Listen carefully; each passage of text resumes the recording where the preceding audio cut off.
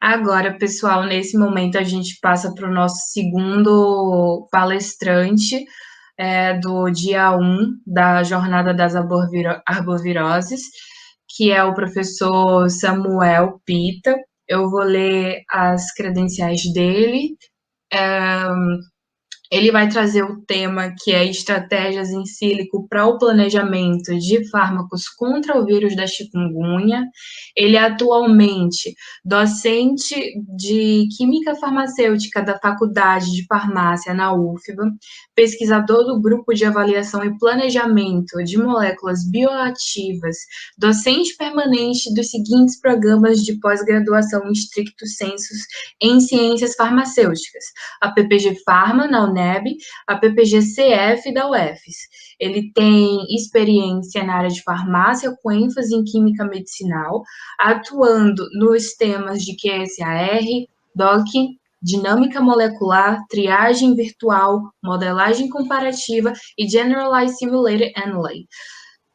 Essas metodologias são empregadas no desenvolvimento de fármacos contra doenças negligenciadas, a doença de Chagas, do sono, leishmaniose, a malária, HIV, Zika e chikungunya.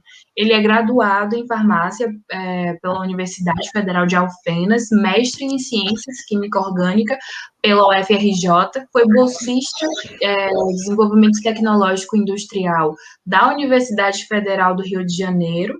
Ele é doutor em Ciências Biológicas, Biofísica, e pós-doutor pelo Instituto de Biofísica Carlos Chagas Filho, também na UFRJ. Sem mais delongas, eu passo agora a palavra para o nosso palestrante, professor Samuel. Mais uma vez, a gente quer te agradecer por ter participado, por ter aceitado o convite para integrar esse evento tão importante para a Liga e para a comunidade acadêmica aqui presente. Eu vou desligar o meu microfone, mas qualquer coisa você pode sinalizar para a gente. Tá certo. Muito obrigado, Vanessa, pelo convite, também a Liga Acadêmica de Química Medicinal, pela possibilidade de poder compartilhar um pouco do que a gente tem desenvolvido dessas atividades nesse momento da nossa pesquisa aqui na UFBA. E aí eu, em seguida, devo já compartilhar para vocês a minha apresentação. Como vocês já conhecem, pelo dia que nós estamos encerrando aqui, ela vai tratar sobre estratégias em sílico para o planejamento de fármacos, tendo como título, né, fármacos principalmente a parte de contra o vírus da chikungunya. Para quem não me conhece, meu nome é Samuel Silva Pita, agradeço ao convite da Liga Acadêmica de Química Medicinal da UFBA e agradeço também a possibilidade de poder compartilhar um pouco desses resultados que temos aprendido e desenvolvido nos últimos tempos aqui. Meu local de pesquisa principal é aqui o Laboratório de Bioinformática e Modelagem Molecular, dentro da Universidade Federal da Bahia, na Faculdade de Farmácia, onde a gente divide ali a colaboração e os trabalhos junto com o professor Marcelo Castilho. Então, dentro de uma visão geral do que a gente pretende apresentar para vocês, dentro dessa proposta do planejamento de fármacos através das ferramentas em sílico, nós vamos falar um pouco sobre a questão do vírus chikungunya. A professora Ana Carolina já deu uma visão geral para vocês sobre isso. Aqueles que assistem a palestra de um outro momento, aconselho que assistam a palestra dela para ter essa visão em detalhes de como que é importante se conhecer a virologia, no caso do chikungunya, do vírus da chikungunya, e nós vamos discutir algumas abordagens em sílico pensadas no planejamento de fármacos, como a triagem virtual, o acoplamento molecular e a dinâmica molecular. Todas elas são desenvolvidas em atividades ancoradas no LABIN, no laboratório de pesquisa, que nós coordenamos essas atividades, envolvendo as seguintes proteínas, que serão os nossos resultados apresentados nesse contexto. Dentro desse contexto, então, a parte geral a respeito do vírus chikungunya, ou vírus causador da febre chikungunya, ele é taxonomicamente classificado na classe dos vírus, né, dentro da filogenia dele, tendo como a principal causa, ele sendo um vírus que é transmitido por artrópodes, Aedes aegypti, o gênero Aedes é o transmissor desse vírus que causa a doença, e essa transmissão se dá por esse vírus filogeneticamente está classificado na espécie alfavírus, que compreende mais 26 vírus, e na classe Togaviridae, dando origem, então, à nossa partícula de estudo desse contexto, que é o vírus chikungunya. Historicamente, já se sabe que o vírus chikungunya foi descoberto, seu primeiro relato sistemático, né, lá no lago Tanganica, que fica na fronteira entre a Tanzânia, a República Democrática do Congo e um pequeno país dentro da África Central chamado de Burundi. Então ele foi descoberto nessa região, na Tanzânia, em 1952, de onde vem o primeiro relato sistemático do encontro dessa doença afetando os humanos.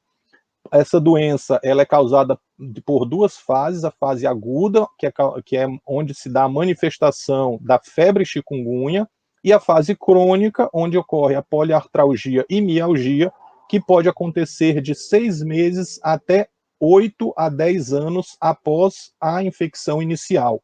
Então nós temos uma doença que pode se caracterizar por uma doença aguda, de alguns meses ou semanas de infecção, e uma doença crônica que pode se estender por anos, aí, em alguns casos, na literatura, já se relatam décadas de pacientes acometidos por esta doença. Essa doença, infelizmente, até o momento, não tem nenhum antiviral que auxilie no seu tratamento, e o tratamento relacionado à febre chikungunya ou à poliartralgia e mialgia causada pela febre chikungunya, pelo vírus chikungunya, melhor dizendo, é apenas um tratamento de suporte. Ou seja, caso hajam manifestações nas articulações, como a poliartralgia, se administra um anti-inflamatório não esteroidal. Caso haja algum problema de mialgia, se administra um outro medicamento, talvez um analgésico. Então, não há uma terapia de suporte voltada diretamente ao tratamento viral, nem com vacinas, nem com espécies químicas, com fármacos ou medicamentos, e também toda a terapia voltada de suporte. Isso nos dá uma ideia da importância de desenvolvermos fármacos ou estudarmos compostos bioativos frente a essa espécie viral. Para que eu consiga desenvolver adequadamente fármacos, eu preciso conhecer o meu agente etiológico. Como nós vamos tratar na nossa palestra, nós vamos falar do vírus chikungunya, que vai ser abreviado de Chika-V. Então, esse vírus ele é caracterizado por ser um vírus envelopado, é um vírus de dimensões, quando comparados a outros vírus, é um vírus de pequenas dimensões, ele é envelopado, tem, como foi falado anteriormente, uma fita simples de RNA envolvendo cerca de 12 quilobases, e este genoma viral é composto por duas órfis, ou duas regiões responsáveis pela codificação das suas proteínas. A ORF1 é caracterizada por ser onde se dá a codificação das proteínas não estruturais, NSP1, 2, 3 e 4, e a ORF2, onde se dá a codificação das proteínas estruturais, ou seja, a proteína do capsídeo, abreviada por CP, e as proteínas do envelope viral, como a E3, E2, uma proteína acessória chamada de 6K, e a proteína 1 do envelope, chamada de E1. Conhecendo, então, de uma forma geral a partícula, é importante, no próximo passo, entendermos como se dá a infecção do organismo humano por essa partícula viral. Isso pode ser melhor compreendido a partir do ciclo replicativo viral. Esse ciclo replicativo viral ele vai ser apresentado aqui de uma forma bem rápida. Mais detalhes a gente vai aconselhar para vocês procurarem na literatura, e vamos tentar direcionar dentro dessas fases importantes do ciclo aquelas que são melhores empregadas para o planejamento de fármacos. Dessa forma, então, já se sabe que dentro do ciclo replicativo viral há necessidade de um receptor celular, e quando falamos em célula, estamos pensando em célula humana, já que esta patologia acomete o organismo humano, os seres humanos principalmente, e neste contexto há necessidade do receptor viral, o receptor para a partícula viral presente nas células humanas. Após esse fenômeno de adsorção, ocorre um fenômeno de endocitose, onde essa partícula viral vai ser englobada formando o endossomo, passando à próxima fase, que seria a fusão do envelope viral à membrana desse endossomo e, com consequente, liberação do material viral dentro da célula hospedeira humana. Esse material viral vai ser digerido, dando origem a diversas partículas. Uma delas vai dar origem a origem direta do seu material genético, leva à liberação do RNA genômico 49S do vírus chikungunya, que dá origem à tradução da poliproteína, que após ser processada, dá forma ao complexo de replicação viral.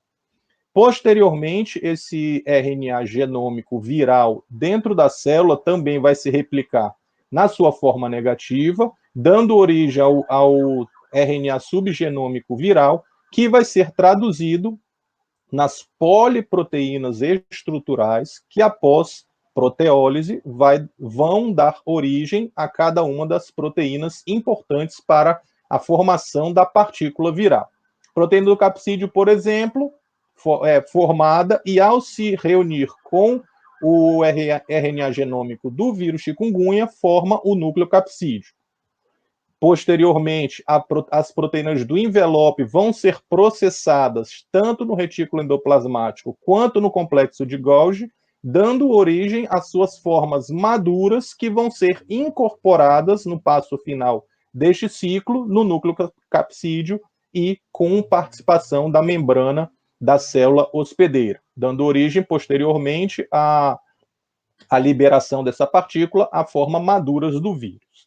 Essas fases do ciclo são tão importantes quanto o conhecimento da partícula viral, uma vez que, conhecendo-se a partícula viral, temos origem aos alvos moleculares que podem ser estudados, e conhecendo as fases do ciclo, nós podemos avaliar ou reavaliar, como foi falado na palestra anterior, através do reposicionamento, a possibilidade do emprego de compostos que tenham como função primordial impedir o desenvolvimento dessa partícula viral ou ter ação antiviral voltada para o vírus da chikungunya.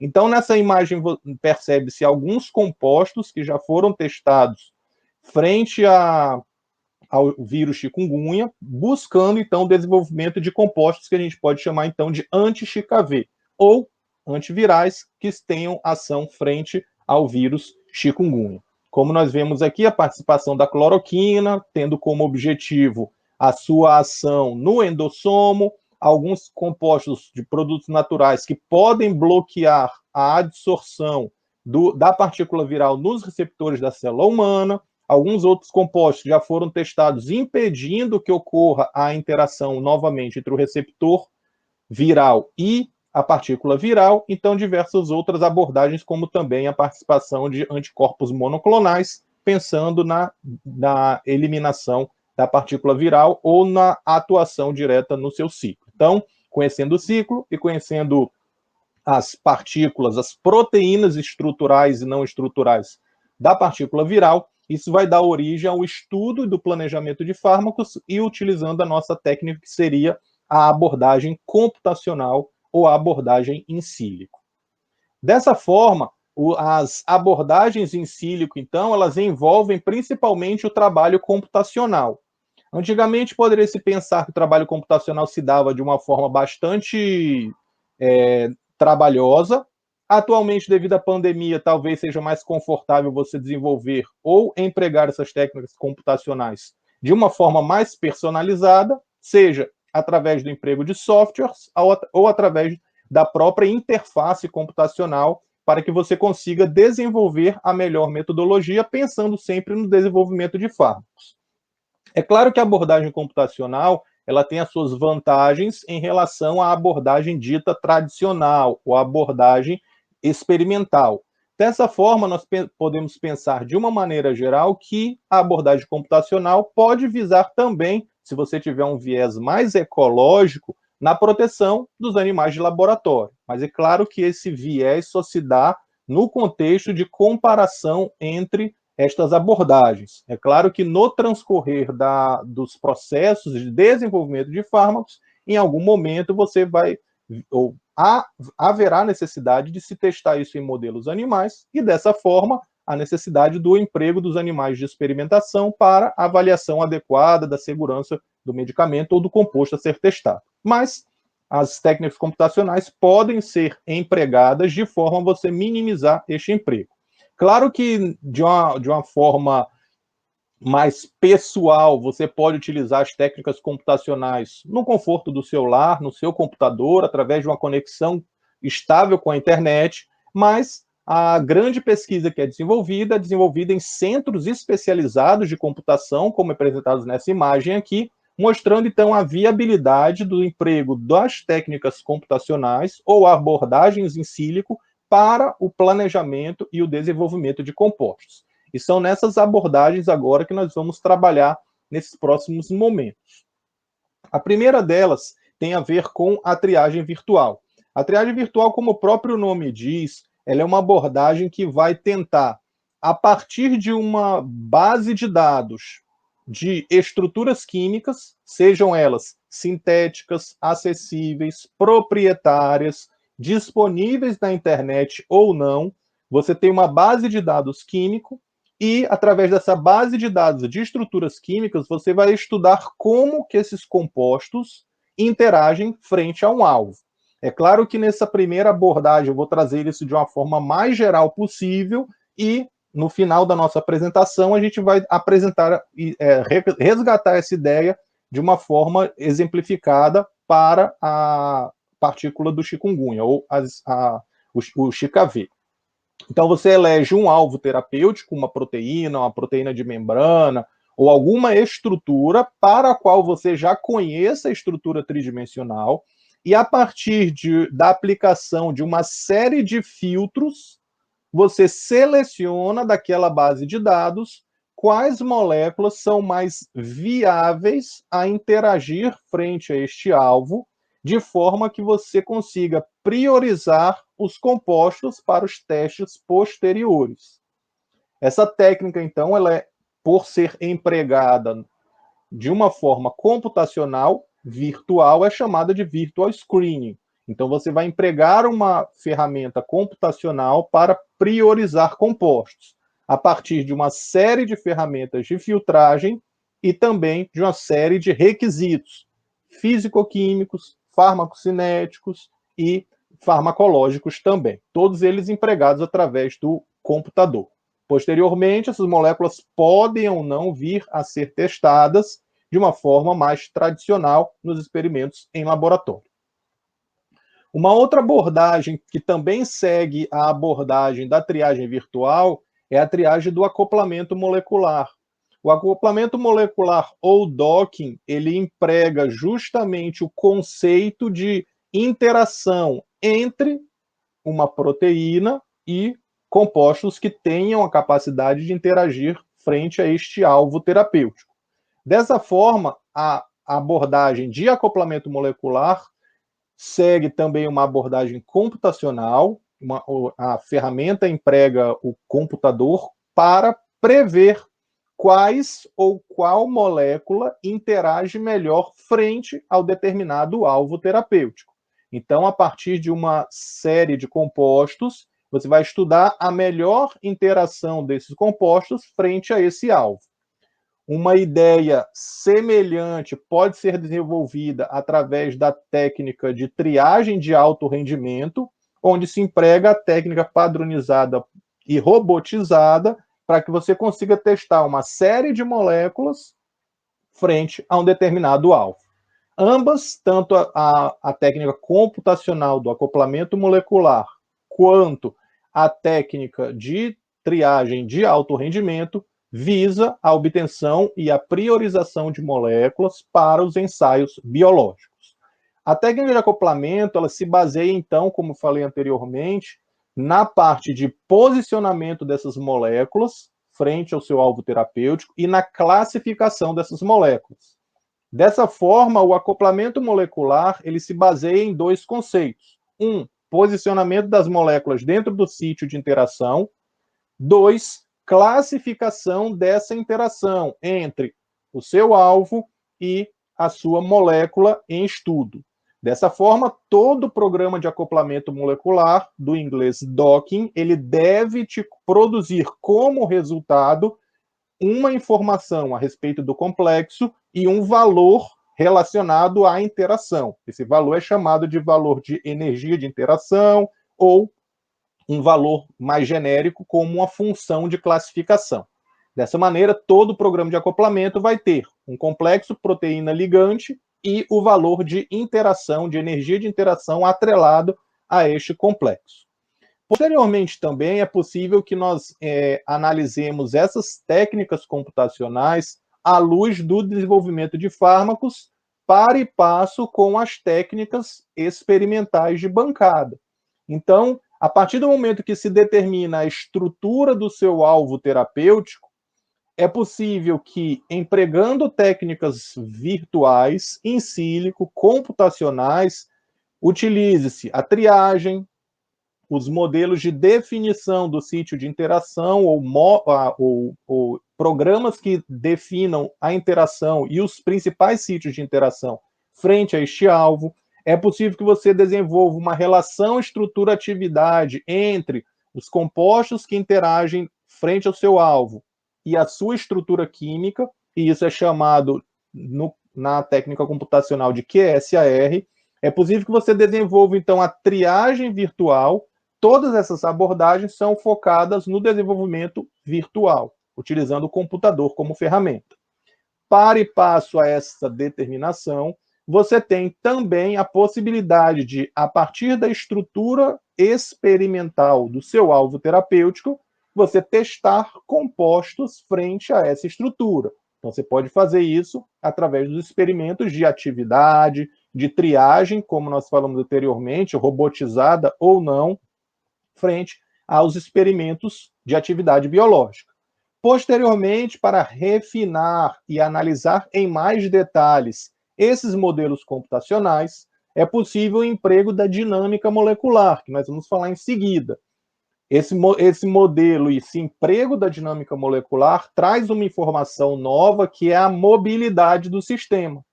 E esta possibilidade de estudar o movimento, a movimentação, a interação com o movimento dessas partículas, proteína, alvo terapêutico e o seu ligante, dá uma ideia maior do tipo de interação e do mecanismo de interação. É possível, em alguns modelos, até se estabelecer a cinética de interação. Cinética de interação que está diretamente ligado também ao modelo experimental de estudos cinéticos, que são feitos experimentalmente, através das técnicas experimentais, para o entendimento da ação biológica, mecanismo de interação, mecanismo de ação e, principalmente, o tipo de interação envolvendo o seu alvo terapêutico e a molécula em estudo. Posteriormente, após ensaios computacionais e ou ensaios experimentais, é possível se passar à fase clínica, dentre todas as suas fases, para o desenvolvimento, pensando posteriormente no desenvolvimento e no lançamento de uma nova espécie, uma nova entidade química que venha a ser posteriormente aprovada para o uso e o lançamento no mercado, dando origem a um fármaco. Dessa forma, conseguimos perceber que as ferramentas computacionais, elas são e devem ser complementares aos estudos experimentais, que são e podem ser auxiliados pelas ferramentas computacionais. Há a possibilidade de eles trabalharem de modo harmônico, a depender da expertise, do problema, do nível de informação a ser trabalhada. Esse é o mundo ideal. Em alguns casos, as linhas de pesquisa se desenvolvem na parte computacional, em outros casos, as linhas de pesquisa se desenvolvem na parte experimental. E há a possibilidade também de você ter a inter-relação entre uma e outra, de forma que você consiga retroalimentar um resultado, uma limitação do experimento com as técnicas computacionais, do mesmo modo a limitação computacional ser retroalimentada pelas análises experimentais tradicionais. Dessa forma, então, pensando dentro do planejamento de fármacos, com o auxílio de técnicas computacionais, como se daria esse desenvolvimento? Então, nós vemos que a determinação estrutural é o passo importante. A partir dessa determinação estrutural, a análise deste alvo terapêutico, seja através da análise de sítio, análise de interações, a análise de hotspots, como é empregada aqui no material, nos mostra os melhores locais para interação, Há a possibilidade de você identificar regiões que coordenem, que determinem, que definam essa interação, que são chamados farmacóforos, na estrutura da sua molécula. Posteriormente, uma busca em base de dados te auxilia tanto na busca de novos compostos, compostos com ação similar, ou compostos que venham interagir frente a este alvo, dando origem ao seu teste computacional, que mostra aqueles que têm a melhor interação daqueles que não têm a melhor interação. Os que venham apresentar a melhor interação podem ser considerados compostos hits, que podem ser testados nos experimentos de bancada e, posteriormente, ou não, sintetizados a depender do avanço. Neste conceito, então, nós vemos que os compostos e o desenvolvimento dos mesmos através das técnicas computacionais são passos que vão se retroalimentando neste conceito entre resposta computacional, possibilidade de teste de bancada, desenvolvimento sintético, teste de bancada, possibilidade de modificação na estrutura química e o desenvolvimento de novos testes biológicos para isso. Nesse conceito, então, nós vimos como que essas metodologias computacionais podem ser empregadas tanto a triagem virtual quanto o acoplamento molecular ou docking. Uma outra técnica que nós trabalhamos também no laboratório é a técnica de dinâmica molecular.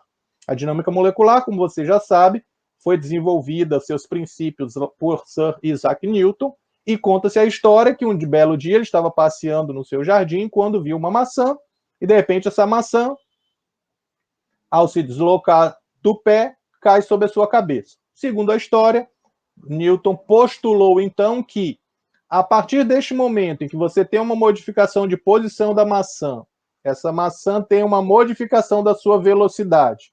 Isso causa uma força. Essa relação entre a força aplicada na cabeça de Newton, a velocidade de queda da maçã e a sua modificação de posição inicial, nessa analogia, nos mostra a possibilidade de você ter uma relação entre a força e as posições relativas. Dentro de um tempo t de simulação, onde ocorre o evento, você vai ter a aceleração, que vai ser a relação entre a força dividido pela massa. Só que a aceleração é obtida a partir da variação das velocidades. E a velocidade é obtida a partir da variação das posições. Então, nós temos uma relação através da segunda lei de Newton, onde nós temos uma variação da posição, me leva a uma variação da velocidade, essa variação da velocidade me leva a uma aceleração, e essa aceleração me leva a uma aplicação da força. Se eu fizer esta alteração e esta análise dentro de um tempo, eu percebo e consigo verificar quais forças estão envolvidas neste evento. Claro que tudo isso segue o determinismo. Sempre que você aplicar a mesma força, sempre haverá o mesmo efeito, ou seja, aceleração, modificação da velocidade, modificação da posição. Dentro de um modelo biológico, então, como que isso se estabelece? Então, eu queria chamar a atenção para vocês a respeito do Prêmio Nobel de 2013, foi entregue a Martin Karplus, Michael Lewitt e Ariel Warshel. Os três trabalham com dinâmica molecular, então você vê que essa técnica, desde a época de Isaac Newton, quando fez os principais postulados a respeito da dinâmica, veio angariar frutos também em 2013 com o Prêmio Nobel. Então, através da lei de Newton, você sabe que força vai ser massa vezes aceleração. Dentro de um sistema biológico, então, nós temos a aplicação de forças, e essas forças devem estar minimizadas para que eu não esteja num máximo de energia, e sim nas regiões de energia mínima, onde o meu sistema tem propriedades estáveis que podem ser calculadas. Então, a minha relação sempre vai envolver força e a modificação das posições, já que a massa dos átomos é uma constante. Dessa forma, então, a partir do momento que eu garanto que o meu sistema esteja num mínimo local ou num mínimo global, você não tem como avaliar esses detalhes a priori, mas você tem que garantir que o seu sistema esteja num mínimo de energia, onde essas propriedades podem ser calculadas, a partir da aplicação da força. Por exemplo, nesse sistema aqui, você percebe que haverá uma modificação das posições dos átomos, ou seja, a força vai me gerar uma modificação dessas posições atômicas. A modificação das posições me dá uma nova velocidade, essa velocidade me dá uma aceleração, e essa aceleração, de acordo com a lei de Newton, vai me dar uma força. Dentro desses conceitos de força, velocidade, aceleração e a sua implicação dentro da simulação dos sistemas biológicos, nós podemos, a partir destes valores de força, massa, aceleração e modificação das posições, calcularmos a energia cinética, que você lembra lá da sua física, mv² sobre 2, e ela pode ser comparada diretamente à constante de Boltzmann versus a temperatura. Então, se eu tenho velocidade, eu consigo calcular energia cinética. Se eu tenho energia cinética, eu preciso também controlar a minha energia potencial.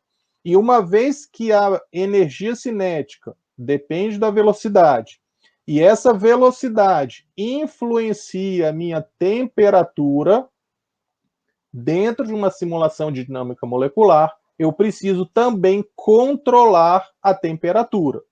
Então, eu tenho força, tenho massa, tenho aceleração, tenho modificações das posições e tenho o controle adequado da temperatura para que eu não tenha muita velocidade numa parte do sistema, pouca velocidade em outra parte do sistema, ou que eu aplique uma força e o meu sistema não dê início ao movimento. Dessa forma, como que isso se estabelece dentro de uma simulação de dinâmica molecular? Então, se nós partirmos lá da estrutura química determinada, por exemplo, em um arquivo do tipo PDB, que é um arquivo experimental, onde eu tenho as posições dos átomos definidas em função das coordenadas cartesianas, x, y e z. A partir do momento que eu tenho definido esta posição inicial, eu posso aplicar uma força aqui neste átomo. Este átomo, devido à aplicação da força, vai ter uma aceleração. A partir da segunda lei de Newton, então, eu sei que a aceleração vai ser a força dividido pela massa. Como isso se estabelece dentro de um arquivo PDB, um arquivo experimental, ou podemos entender aqui que são 3 partículas no meu sistema. Uma partícula que é um átomo de nitrogênio, uma outra partícula que é um átomo de carbono do tipo A e uma outra partícula que é um átomo do tipo C. Então, a partir do momento que eu tenho essas posições iniciais, eu tenho uma velocidade. Essa velocidade me gera novas posições. Essas novas posições me geram uma força que vai gerar novas velocidades. Essas novas velocidades me geram novas posições. Essas novas posições me geram uma nova força, novas velocidades, novas posições, nova força. Então, a integração deste passo ou destes passos subsequentes dentro da dinâmica molecular, ela é feita de modo iterativo por um algoritmo chamado de leapfrog. O que esse algoritmo vai analisar? A velocidade no intervalo de tempo entre o passo anterior e o passo posterior, e como que isso vai influenciar a velocidade no passo anterior e a força relacionada a isso. Lembrando que dentro do meu sistema eu tenho as posições e a força que vai ser aplicada. Então, a partir do momento que eu aplico a força, ela gera uma velocidade, que gera uma nova posição, que gera uma nova força, que gera uma nova velocidade, que gera uma nova posição, que gera uma nova força. Ou seja, o meu algoritmo, então, ele vai correlacionar velocidade com força, já que a massa ela é constante para determinados átomos. Dessa forma, quando nós analisamos isso dentro do sistema de dinâmica molecular, nós temos, então, que ter alguns cuidados. Qual que é o primeiro cuidado? Já que eu tenho que ter um controle de forças e velocidades, eu não posso ter dentro do meu sistema partículas que estejam muito aceleradas e partículas que estejam pouco aceleradas.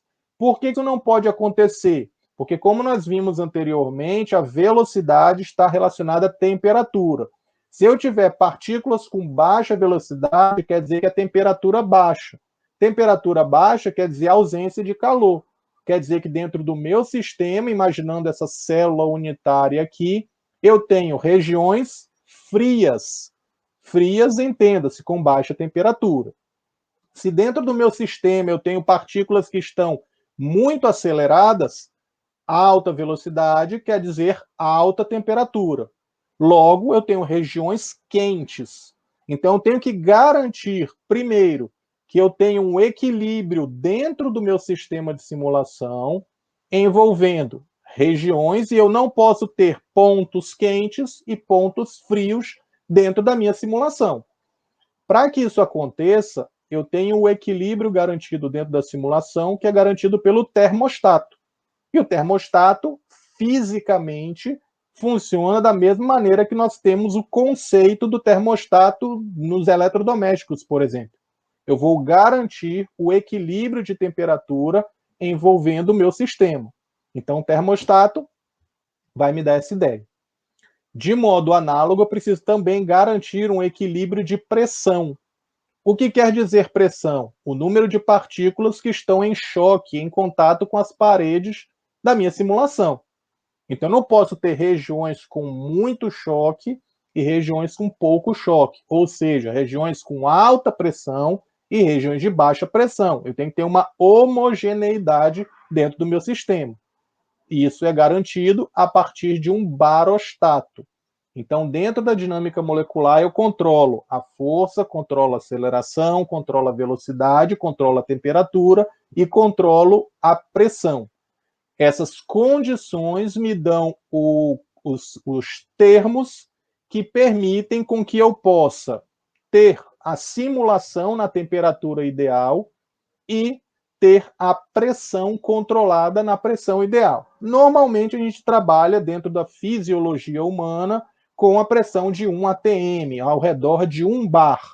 Mas é possível que na parte de materiais, na parte de engenharia, se apliquem outras pressões. Então é possível então você controlar a pressão pensando nesse desenvolvimento. Por fim, uma outra aproximação dentro da dinâmica molecular, se você tiver a atenção voltada para esta célula unitária aqui, nós vemos que esta célula unitária, no momento em que eu analiso a partícula que eu estou colocando o meu apontador aqui em cima, se ela fizer esse movimento, ela estaria, a gente analisando nessa imagem aqui, no vazio, no vácuo. E a simulação teria alguns artefatos, uma vez que você perde essa partícula, então você diminui o número de partículas no seu sistema, você tem contato com o vácuo, ou seja, há uma perda de partículas aqui e a transferência dessas partículas para um espaço vazio. Para evitar que isso aconteça, dentro das simulações de dinâmica molecular, são aplicadas o que nós chamamos de condições periódicas de contorno. Ou seja, ao invés de analisar apenas essas células aqui, essa célula em azul, que é a minha célula central, essa célula ela vai ser replicada em 3n dimensões. Ou seja, à esquerda, à direita, à esquerda, acima, abaixo, acima do plano e abaixo do plano, garantindo que esta caixa de simulação ela sempre enxergue a imagem da sua caixa. Quais as vantagens da condição periódica de contorno? Se uma partícula ela sai, como esta que está sendo mostrada aqui, com movimentação para a esquerda, imediatamente a imagem dela adentra para a direita na caixa de simulação. Isso mantém o número de partículas constantes dentro da sua caixa, então você não tem perda de partícula devido ao vácuo. E segundo, como nós estamos trabalhando com solvente que normalmente é a água, já que nós estamos trabalhando dentro das condições fisiológicas humanas, o pessoal de materiais pode trabalhar com outros solventes, com outras constantes dielétricas. O meu sistema ele vai ser analisado de forma contínua. Se eu aplicar este raciocínio da condição periódica de contorno para uma simulação que nós fizemos no laboratório, para a proteína não estrutural P2 de chikungunya, ou melhor, proteína não estrutural 2 de chikungunya, nós vemos que a proteína ela enxerga toda a sua região que está solvatada, e aqui desse lado eu vou ter uma imagem dessa caixa de simulação, aqui eu vou ter outra imagem dessa caixa de simulação, aqui eu tenho outra imagem da caixa de simulação, ou seja, essa proteína, que é a NSP2 de chikungunya, quando analisada dentro da simulação dinâmica molecular, ela vai enxergar a água e os contraíons presentes dentro da simulação. Então, ela não vai enxergar um vazio aqui, um vácuo.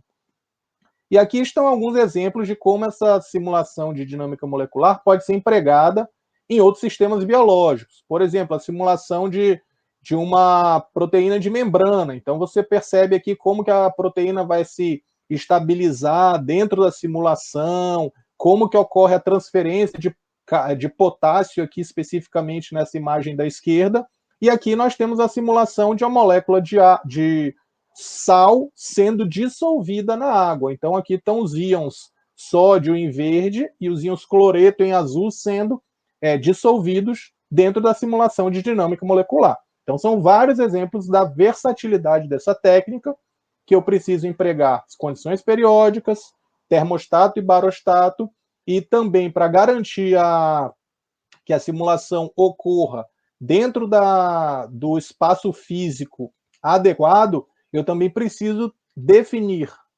condições para que essa simulação ocorra. Um exemplo dessas condições são definições do que no jargão da área são chamadas de constraints, que são restrições. No inglês tem uma outra significação para esses dois termos aqui, mas a gente vai se ater apenas esse aqui pela questão do tempo de nossa apresentação. Então, quando eu lembro que a simulação dinâmica molecular ela envolve aceleração, envolve partículas e que isso está relacionado à massa dos átomos, quando eu comparo a massa do hidrogênio com a massa do carbono, eu percebo que o carbono tem 12 vezes a massa do hidrogênio.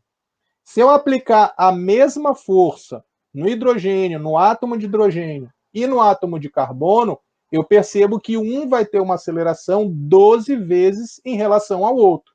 Ou seja, eu vou ter uma aceleração do carbono bem menor em relação ao hidrogênio. Dentro de uma simulação, nós percebemos que nós teríamos, então, moléculas muito aceleradas e moléculas pouco aceleradas. Se o carbono estiver ligado ao hidrogênio, piorou, porque eu posso quebrar essa ligação. Então, eu preciso definir quais são as moléculas que, apesar de terem uma diferença de massa muito grande, eu permito que elas tenham um critério de velocidade, de evolução temporal maior. Então, esse critério é chamado de constraints. Normalmente, ele está relacionado ao átomo de hidrogênio, porque, primeiro, ele é bastante abundante, segundo, ele é aquele que mais sofre influência das forças. Então, você precisa definir que um hidrogênio ligado ao oxigênio dentro da molécula de água, ele vai receber esse impacto dessa força e ele não vai correr tanto quanto você deseja. Perceba que isso é uma aproximação da dinâmica molecular. Então, existem algoritmos que controlam isso, e este controle faz com que você consiga ter capacidade de tratar o seu sistema biológico de uma forma mais próxima do que esperado dentro da física. Então, essas três principais aproximações aqui garantem que nós possamos fazer a parte de simulação de dinâmica molecular, seja nos modelos biológicos, como nós vamos apresentar aqui, ou em alguns modelos bem mais complexos, lembrando que também isso pode ser aplicado diretamente na parte de materiais, engenharias, e processos também. Aqui a gente só vai focar na parte de arboviroses, que é o objetivo da nossa jornada do dia de hoje. Dessa forma, então, pensando no desenvolvimento na aplicação agora dessas técnicas para o planejamento de fármacos, nós vamos agora passar para a parte de exemplificação desses resultados. Para que a gente possa exemplificar, então, como essas técnicas são empregadas no planejamento de fármacos, nós vamos relembrar um pouco do ciclo biológico do chikungunya. E aí você tem que lembrar quais são as fases importantes e aquelas que podem ser empregadas no planejamento de fármacos como alvos para que a gente consiga avançar dentro da nossa proposta aqui da exemplificação das atividades voltadas para a jornada de arbovirose. Então, se você relembrar que as proteínas do chikungunya são divididas esquematicamente, proteínas não estruturais e proteínas estruturais, lembrar que dentro do ciclo você tem uma poliproteína, P1234, que ela sofre o processo de proteólise, liberando uma outra poliproteína, P123, que libera a NSP4, que posteriormente dá origem às proteínas não estruturais. Você sabe que as proteínas não estruturais, como falamos anteriormente, vai formar o complexo de replicação e dará origem a novas proteínas, a novas partículas virais, dando origem ao ciclo replicativo do chikungunya. No nosso caso, nos exemplos que nós vamos trazer aqui, nós vamos trabalhar com a proteína não estrutural 2 e a proteína não estrutural 3. À medida que nós avançarmos nos resultados, nós vamos discutir o papel de cada uma delas. Mas você já entende que essas proteínas não estruturais formam um complexo de replicação que forma o material genético do vírus, dando origem, então, aos passos posteriores do ciclo replicativo do chikungunya. Pensando nesse desenvolvimento, então, de fármacos para a NSP2, que é o nosso alvo, por que a NSP2 foi escolhida? A NSP2 é uma proteína não estrutural que está responsável pela atividade catalítica dentro do ciclo replicativo de chikungunya. Então, a partir do momento que eu não tenho atividade da NSP2, eu não consigo desenvolver ou avançar na replicação viral. Então, a ação dela, por ser uma ação proteolítica, é muito importante nesse ciclo. Logo, inibindo essa ação proteolítica, eu consigo desenvolver fármacos que sejam anti-chikungunya, ou desenvolver fármacos antivirais específicos para essa patologia. Então, a NSP2 está presente no banco de dados de proteínas, com o código 3TRK, na sua forma APO. Qual que é o objetivo, então, dessa linha de pesquisa que tem sido desenvolvida pela mestranda Isabela Estrela? Ela tem estudado a estrutura e a dinâmica dessa proteína de forma a entender como que essa proteína se comporta e se existem sítios que possam ser acessíveis, acessados e explorados no planejamento de fármacos. Para isso, ela utilizou uma série de ferramentas que fazem uma análise de drugability dessa proteína. O que é uma análise de drugability? Verifica quais regiões dessa proteína podem ou não ser moduladas por biomoléculas. Repetindo, então, a análise de drugability, de forma bem genérica, mostra quais regiões podem ser moduladas por biomoléculas. Então, empregando os servidores disponíveis aí na rede, Isabela desenvolveu essa atividade, pensando no estudo da estrutura da NSP2 e planejamento de fármacos. Posteriormente, foi desenvolvido também uma simulação de dinâmica molecular na NSP2 em condições fisiológicas, então usando a temperatura de 298 Kelvin, um pH de 7,4, que garante a ação da NSP2 frente à sua ação biológica, e posteriormente foram explorados quais seriam os sítios druggable, ou seja, aqueles que podem ser modulados por compostos químicos, pensando com certeza no objetivo que é o desenvolvimento de compostos que tenham ação anti-chikungunya.